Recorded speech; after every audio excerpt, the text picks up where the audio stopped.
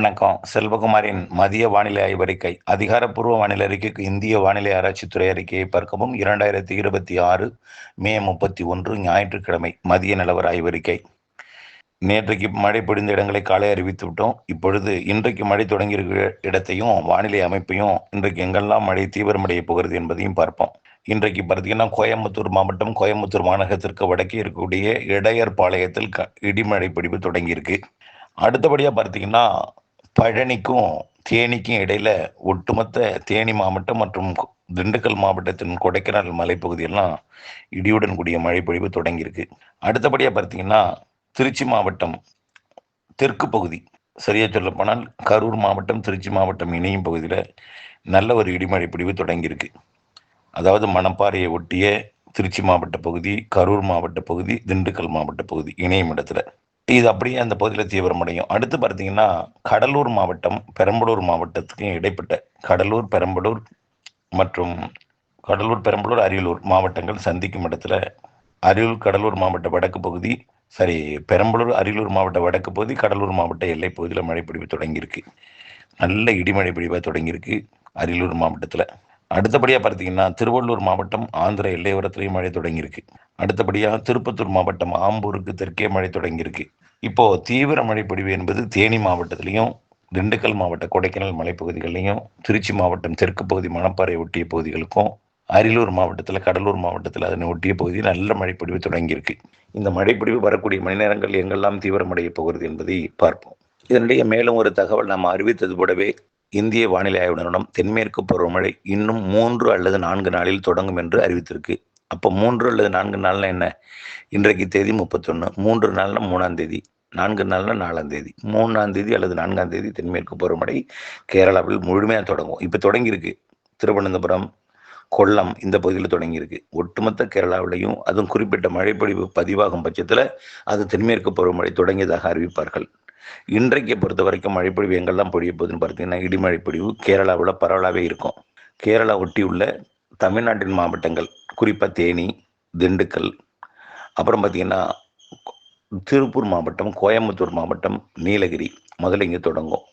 அப்படியே கொஞ்சம் கொஞ்சமாக உள்ளே தொடங்குவதும் அப்படியே பரவலாகும். உள்ளேன்னா திருச்சி தெற்கே தொடங்கியிருப்பது, அரியலூர் மற்றும் கடலூர் மாவட்டத்தில் தொடங்கியிருப்பதும், திருவள்ளூர் மாவட்டம் ஆந்திர எல்லையோரத்தில் தொடங்கியிருப்பதும், ஆந்திர பகுதியில் தான் இருக்குது. திருவள்ளூர் மாவட்டத்தை ஒட்டி ஆந்திர பகுதியில் மழைப்பொழிவு தொடங்கியிருப்பதும் அப்படியே கொஞ்சம் கொஞ்சமாக பரவலாகும். அது ராணிப்பேட்டை, காஞ்சிபுரம், வேலூர், திருப்பத்தூர் மற்றும் திருவண்ணாமலை, கள்ளக்குறிச்சி, விழுப்புரம், காஞ்சிபுரத்திலிருந்து செங்கல்பட்டு கூட வரலாம், செங்கல்பட்டு, புதுச்சேரி கூட வரலாம், விழுப்புரம், கடலூர், மேலும் இப்படி பார்த்தீங்கன்னா கிருஷ்ணகிரி, தருமபுரி, சேலம், கிருஷ்ணகிரி, தருமபுரி, சேலத்துக்கு உறுதியாக மழை இருக்குது. ஈரோடு, நீலகிரி, திருப்பூர், கோயம்புத்தூர், கரூர் மற்றும் நாமக்கல், அப்படியே பார்த்தீங்கன்னா திருச்சி மாவட்டத்தின் வடக்கு பகுதி உறுதியாக இருக்குது.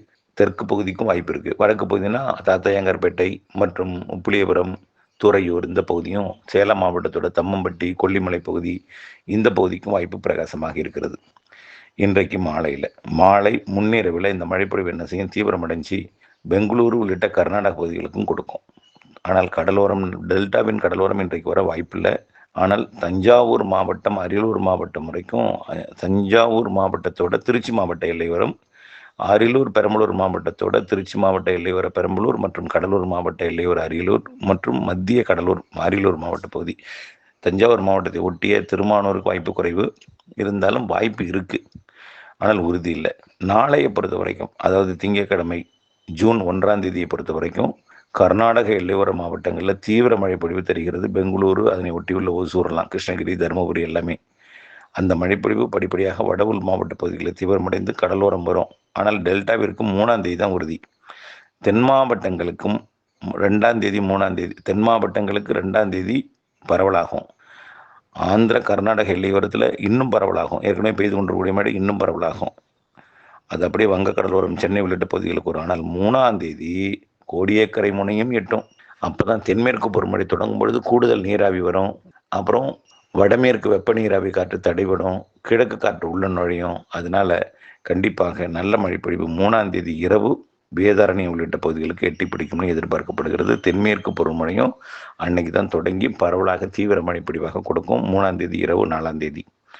4ஆம் தேதியிலிருந்து தினசரி எல்லா மாவட்டங்களுக்கும் மழை தான். கோடியக்கரை முனை உட்பட. எதுக்கு சார் இந்த கோடியக்கரை முனை சொல்றீங்கன்னா, தெற்கு திசையிலிருந்து காற்று அங்கே வரும். கோடியக்கரை முனையை தொடும். அந்த இடத்துல பெரும் சவாலாக இருக்கும் தெற்கு காற்று. இது கோடியக்கரை முனையில் நுழையிற காற்று நாகப்பட்டினம் வரைக்கும் சவால், கலைஞாயிரை தாண்டி முத்துப்பேட்டையில் நுழையிற காற்று மன்னார்குடி வரைக்கும் சவால் கொடுத்துட்டு இருக்கு. இப்போ மாலை நேரத்தில் நுழையக்கூடிய காற்று கோட்டூருக்கலாம். அது 3ஆம் தேதி முற்றிலுமாக விலகும். 4ஆம் தேதி நிச்சயமாக உறுதியாகவும் 4ஆம் தேதி மழைப்பொழிவு கிடைச்சிடும். டெல்டாவோட கடலோரம். இந்த ராமநாதபுரம் மட்டும் கிடைக்காது. கொஞ்சம் ராமநாதபுரம் மாவட்டம், ராமேஸ்வரம் பகுதிக்கு மட்டும் கிடைக்காது. ஏன்னா அதில் வலுவாக தெற்கு காற்று நுழையும். அது பாக்ஜல சிந்து வழியாக வட கிழக்கு நோக்கி பயணிக்கும். ராதாபுரத்துக்கும் கொஞ்சம் சந்தேகம் அந்த இடத்துல. இந்த ராதாபுரம் பகுதி, ராமேஸ்வரம் பகுதி, கோடியக்கரை முனை பகுதியும் சந்தேகம். அந்த கோடியக்கரை முனை பகுதிக்கு 3ஆம் தேதி கொடுத்துரும். 3ஆம் தேதி இல்லாட்டி 4ஆம் தேதி கொடுத்துரும். 4ஆம் தேதி கோடியக்கரை முனைக்கே கொடுத்துட்டுனா அப்போ மன்னார்குடி, திருத்துறைப்பூண்டி, திருவாரூர்லாம் நல்ல மழை பொழிவு இருக்கும் 4ஆம் தேதி. 4ஆம் தேதியிலிருந்து தமிழ்நாட்டின் 3ஆம் தேதிக்கு பிறகு 4ஆம் தேதியிலிருந்து தமிழ்நாட்டின் எல்லா மாவட்டங்களுக்குமே ஆங்காங்கே ஒதுக்கி வெப்பச்சலனத்துடன் கூடிய தென்மேற்கு பருவமழை பொழியும். கேரளாவிலையும், தமிழ்நாட்டோட மேற்கு தொடர்ச்சி மலையிலையும், கணவாய் பகுதிகளிலையும், கர்நாடகா, கேரளாவிலையும், ஒட்டுமொத்த அரபிக்கடலோர மாநிலங்களுக்கு படிப்படியாகவும் தென்மேற்கு பருவமழை வலுப்பெறும். சாரல் மழை பாலக்காட்டு கணவாய், அரியங்காவு கணவாய், அரல்வாய்மொழி கணவாயில் எட்டி பிடிக்கும். நீலகிரி மாவட்டத்தில் பலத்த மழை இருக்கும். 4ஆம் தேதியிலிருந்து வால்பாறைக்கும் அப்படித்தான் இருக்கும். தேனியோட மேற்கு சரிவு, அதே போல் ஏலக்காசாகுடி பகுதி மற்றும் கன்னியாகுமரி மாவட்டத்தோட பெரும்பாலான பகுதிகள், திருநெல்வேலி தென்காசி மாவட்டத்தோட குற்றாலம் உள்ளிட்ட பகுதிகள், திருநெல்வேலி மாவட்ட பாபநாசம், தென்காசி மாவட்டத்தோட குற்றாலம், செங்கோட்டை உள்ளிட்ட பகுதிகளுக்கெல்லாம் 3ஆம் தேதிக்கு மேலே மழை வலுக்கும். அப்பொழுது வங்கக்கடலோரம் வரைக்கும் மழை எட்டி பிடிக்கும். வெப்பச்சலன இடி மழை பொழிவாக. சரி, தென்மேற்கு பருவமழை எல்லாரும் அச்சப்படுத்திட்டே இருக்காங்க சார். இன்னைக்கு ஒரு செய்தியை பார்க்குறேன். அடுத்த வருஷம் வரக்கூடிய சூப்பர் எல்லினோல 30,000 பேர் இறப்பாங்க அப்படின்னு சொல்லி ஒரு தகவல். என்ன ஆச்சு? அதுக்கு வேற எனக்கு ரொம்ப கஷ்டமா இருக்கு. ஒரு மனிதன் இறப்பாங்கன்னு எப்படி உங்களுக்கு சொல்ல முடியுது? ஒரு மனிதன் இறப்பாங்கன்னு வாய் எப்படி சொல்ல வருது? அது சொல்லவே கஷ்டமா இருக்கு. ஆகவே தயவுசெய்து புரிஞ்சுக்குங்க, அப்படியெல்லாம் ஏதும் இல்லை. தென்மேற்கு பருவமழை ஜூன் மாதம் 3ஆம் தேதி 4ஆம் தேதியிலிருந்து தொடங்கி 5, 6, 7 தீவிரமாக இருக்கும். 10 தீவிரமாக இருக்கும். 15 தீவிரமாக இருக்கும். மாத இறுதி நல்ல வலுத்திருக்கும். ஜூலையில் நல்ல வலுத்திருக்கும். ஜூலை இறுதியில் அணைகளை நிரப்பும் மழை, ஆகஸ்ட் உபரிநீர் திறக்கும் மழை இருக்கும் மழை, இதெல்லாம் இருக்குது. தயவுசெய்து குழப்பிக்க வேண்டாம். மனதை ஏற்படுத்திக் கொள்ள வேண்டாம். தமிழ்நாட்டில் வெப்பச்சலன மழை, தென்மேற்கு பருவமழை இணைந்த மழையும் இருக்குது. புரியுதுங்களா? கவலைப்படாதீங்க, பொறுத்திருந்து பாருங்கள், எல்லாம் நடக்கும். வடகிழக்கு பருவமழை அதை விட கூடுதல். ஏன்னா வெப்பம் இப்போவே உயர்ந்திருக்கு.